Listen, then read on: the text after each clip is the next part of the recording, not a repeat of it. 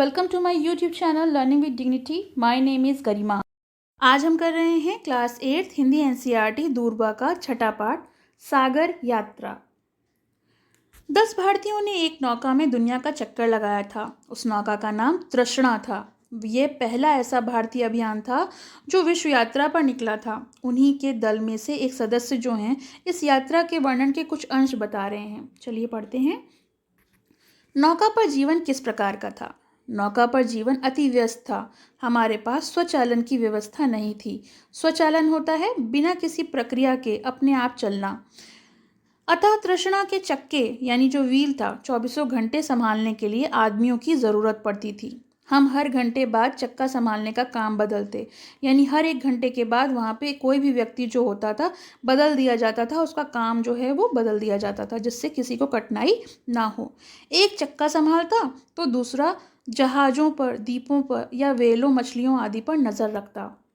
जो लोग चौकसी से हटते, चौकसी होती है चौकीदारी, तो वे कपड़े बदलते, खाना खाते, पढ़ते, रेडियो सुनते और अपनी ड्यूटी के अन्य कार्य जैसे रेडियो की जांच करना, इंजन की जांच करना, व्यंजन सूची के अनुसार जो भोजन बनाने की सामग्री है, राशन है, उसे देने का काम निपटाते।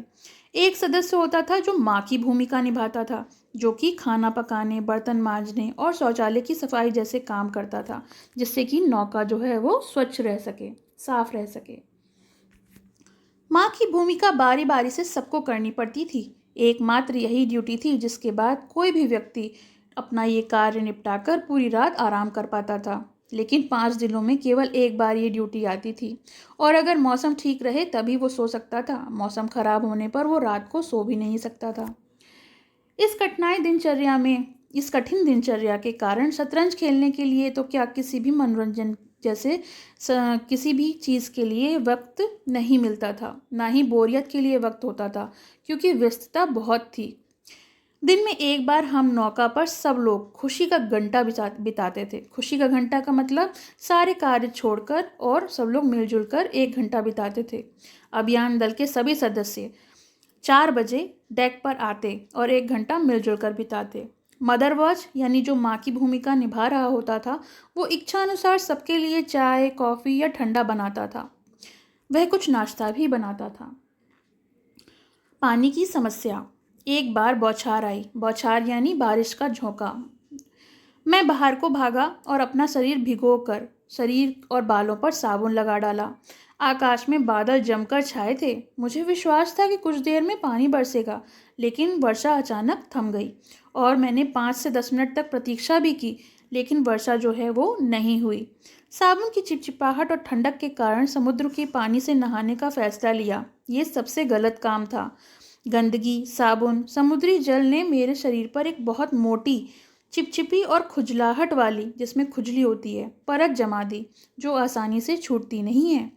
मुझे उस परत को छुड़ाने के लिए कुछ चीज़ों का सहारा लेना पड़ा, जैसे कंघी, ब्रश, छाती, हाथ, पैरों, और उन्हें फेरने से कुछ छुटकारा मिला। यानी ये जो गंदगी थी वो उन चीज़ों से छुटकारा उससे मिल गया। नैतिक शिक्षा यही है कि नौका पर जब स्नान करना हो, नहाना हो, तो आपके पास पर्याप्त पानी होना आवश्यक है, या फिर समुद्री जल में जो साबुन इस्तेमाल किया जाता है उसका प्रयोग करो। नौका पर पहनने के लिए हमारे पास केवल 2 जोड़ी कपड़े ही होते थे और उन्हें इसीलिए बारी बारी धोना पड़ता था। नौका पर कपड़े सुखाने के लिए हमने चारों तरफ एक तार बांध दिया था और उसे क्लिप लगाकर हम कपड़े सुखाते थे। लेकिन अगर तेज हवाएं आती थीं या पाल की रस्सियों में बांधते समय कपड़े जो हैं वो कभी कभी उड़कर गायब भी हो जाते थे। तूफानों का सामना भी करना पड़ा। हम सब इस अभियान में खतरों को जानते थे। जब हम लोगों ने नौका की यात्रा की सवारी शुरू की थी तो हम खतरों से अज्ञान नहीं थे। हमें यह भी ज्ञात था कि शायद हम कभी वापस लौट ना सकें। शुरू में ही हमें खराब मौसम का सामना करना पड़ा। हमें रुकना नहीं था, हम रुकना नहीं चाहते थे। इसलिए मरम्मत का काम चलती नौका में ही करने का फैसला लिया गया। यानी जो भी कोई परेशानी आती, चलती नौका में ही उसका निपटारा किया जाता। कैप्टन ऐसे मौसम में 15 मीटर ऊंचे मस्तूल पर चढ़े और उन्होंने एंटीने की मदद करी। एंटीना जिससे कि डायरेक्शंस का, दिशाओं का पता चलता है। यदि थोड़ी सी भी असावधानी हो जाती तो वे आसानी से मस्तूल से टपककर समुद्र की गहराइयों में समा सकते थे। यानी अगर जरा सी भी गलती होती तो वो गिर जाते समुद्र में और उनकी मृत्यु भी हो सकती थी। मेडागास्कर के पास एक तूफान आया और 12 मीटर ऊंची समुद्र की लहरें हमारी नौका पर टूट पड़ीं और उसने पानी से भर दिया। यानी जो तूफान आया उसमें नौका में बहुत ज़्यादा पानी भर गया था। अभियान दल के जो सदस्य थे अनेक बार समुद्र में गिर गए, लेकिन सौभाग्य से उन्हें वापस नौका में खींच लिया गया, क्योंकि उनके कमर से एक बेल्ट बांध रखी थी जो रस्सियों से जुड़ी हुई थी।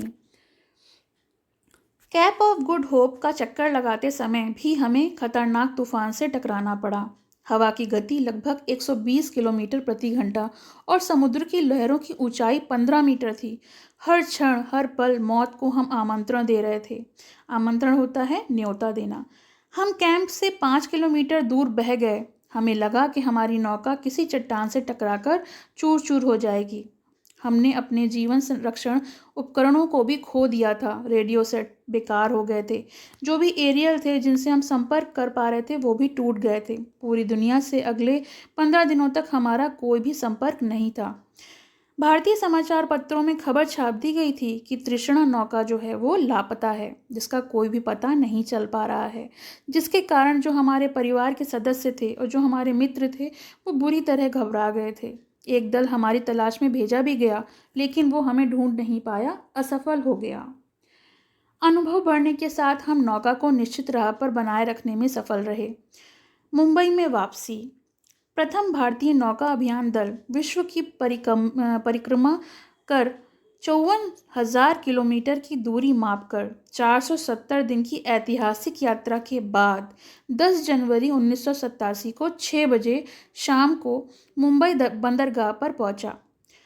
यानी ये जो अभियान था ये सफल रहा। जैसे ही तृष्णा के 10 सदस्य अभियान दल ने गेटवे ऑफ इंडिया पर सीढ़ियों पर कदम रखा, भीड़ तो खुशी से चिल्ला उठी। पटाखे छुड़ाए जाने लगे, आतिशबाजी होने लगी, बंदूकों से गोलियां चलाई गईं और हमारा स्वागत सायरन बजाकर किया गया। हमारे कई परिवारों के साथ साथ 15 माह से बिछड़े हुए लोग जो थे वो भी थे और हमारा स्वागत करने के लिए वहाँ और लोग भी मौजूद थे। स्वागत है पापा, हमें आपकी बहुत याद आई। इस तरह के प्ले कार्ड अपने हाथों में थामे हमारे बच्चे जो थे वो हमारे सामने थे और उन्होंने हमें रुला दिया था। लेकिन यहाँ केवल हमारे परिवार ही नहीं खड़े थे, बल्कि पूरा गेटवे ऑफ इंडिया, मित्र, शुभचिंतक जो हैं वहाँ पर आ गए थे हमारे स्वागत के लिए। 10 जनवरी 1987 को तृष्णा पर फर्स्ट डे कवर और स्मारक टिकट जारी किए गए। उसके बाद तृष्णा को खींचकर पानी से बाहर निकाला गया और रेल के 2 वैगनों पर लाद दिया गया। जो रेल के 2 वैगन होते हैं उन पर लाद दिया गया ताकि उसको गणतंत्र दिवस पर यानी 26 जनवरी पर परेड में उसको शामिल किया जा सके। तृष्णा 6 दिनों में दिल्ली पहुंच गई, लेकिन वहां पर भी हमारी जो समस्याएं थीं वो ख़त्म नहीं हुई। उसे उतारने के लिए लंबी भुजा वाली क्रेन चाहिए थी। दिल्ली की व्यस्त सड़कों पर नौका ले जाना बहुत कठिन कार्य था। इसके लिए हमें वृक्षों की डालियां यानी जो पेड़ों की डालियां हैं वो काटनी पड़ी। बिजली और टेलीफोन के तारों को भी और ऊंचा उठाना पड़ा। पूरी रात मेहनत करने के बाद जैसे तैसे 23 जनवरी को हम परेड की फुल ड्रेस रिहर्सल होता है पूर्व अभ्यास करना के लिए हम वहाँ झांकी तैयार कर सके। गणतंत्र दिवस पर परेड में भाग लेने वाली तृष्णा की झांकी अब तक की बनी सबसे बड़ी झांकियों में से एक थी। ये पहला अवसर था कि हम में से किसी को गणतंत्र दिवस परेड में भाग लेने का मौका मिल रहा था। हम सेना की टुकड़ी के अंग थे और 26 जनवरी को जब हम राजपथ से गुजरे तो हमारा तालियों से जोरदार स्वागत किया गया। सागर यात्रा एक साहसिक और संघर्षपूर्ण स्मृति आज भी हमें रोमांचित कर देती है। तो ये जो अनुभव है, जो 10 यात्री थे उनमें से एक यात्री ने अपना अनुभव जो है हमारे साथ शेयर किया है, हमारे साथ बांटा है और जिनका नाम TCS चौधरी है और जिसका अनुवाद ब्रजमोहन गुप्त ने किया है। तो ये तो पाठ का हमारा एक्सप्लेनेशन तो नहीं कहूँगी, इसका मैंने समझा दिया। इसके प्रश्न उत्तर देख लेते हैं। पहला है अभियान। कोई भी अभियान यानी लक्ष्य स्वचालन, बिना किसी विशिष्ट प्रक्रिया के अपने आप चलने को स्वचालन कहते हैं, यानी जो चीज़ें खुद से चल सकें। चौकसी होती है पहरेदारी या फिर चौकीदारी और या सजगता। निपटाना यानी पूरा करना। पाल होता है नौका में, एक ऐसा नाव जो है मत्सूल के सहारे ताना जाने वाला एक कपड़ा होता है जिसमें जब हवा भर जाती है तब नौका आगे की तरफ बढ़ती है। निरंतर मतलब लगातार, बिना रुके। प्रश्न का, सागर यात्रा में नौका को संभालने के लिए हर समय एक व्यक्ति की ज़रूरत थी, क्यों? उत्तर, सागर यात्रा में नौका को संभालने के लिए हर वक्त एक व्यक्ति की आवश्यकता इसलिए थी ताकि वह उसका चक्का संभाल के रखें और जो भी द्वीप, व्हेल और मछलियां आएं उन पर भी नज़र रखी जा सके। प्रश्न 2, वे लोग समुद्र की यात्रा कर रहे थे। समुद्र यात्रा में उन्हें पानी की समस्या क्यों हुई? उत्तर, समुद्र का पानी खारा होने के कारण उन्हें पानी की समस्या हुई, क्योंकि जो खारा पानी होता है वो पीने लायक नहीं होता है और ना ही नहाने लायक होता है। खारेपन होने की वजह से साबुन भी उसमें बेअसर होता है, इसलिए समुद्र यात्रा में भी उन्हें पानी की समस्या हुई। खतरे।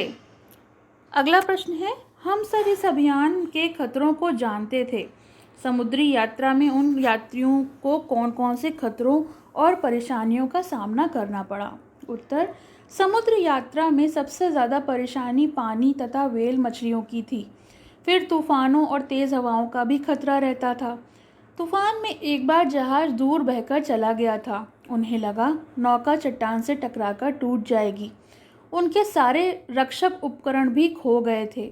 15 दिन के लिए रेडियो का भी संपर्क टूट गया। समझा गया कि तृष्णा लापता हो गई है, परंतु फिर भी वे अपनी राह पहुंचने में सफल हो गए। अगला प्रश्न, सही उपसर्ग लगाओ। सफल में आ लगेगा तो असफल, स्वागत में सु लगेगा तो सुस्वागत, विश्वास में अ लगेगा तो अविश्वास, कन्या में सुकन्या और पुत्र में सुपुत्र। सही वाक्य। यहाँ पर कुछ शब्द दिए हुए हैं जिनको चुनकर रिक्त स्थानों में भरना है। सीमा ने फल खाए, रोहित का पेन नया है, माँ बच्चों के लिए मिठाई लाई, हमने रस्सी पर कपड़े सुखाए, मैंने बैग में किताबें रखीं, पौधा गमलों में रखो, पौधों को गमले में रखो, केरल जम्मू से बहुत दूर है। तो ये अभ्यास भी हो गए और पाठ भी हो गया। आपको कैसा लगा कमेंट सेक्शन में मेंशन करिए और पसंद आए तो लाइक का बटन ज़रूर दबाइए। पसंद आया हो तो लाइक करें, शेयर करें और चैनल को सब्सक्राइब करें।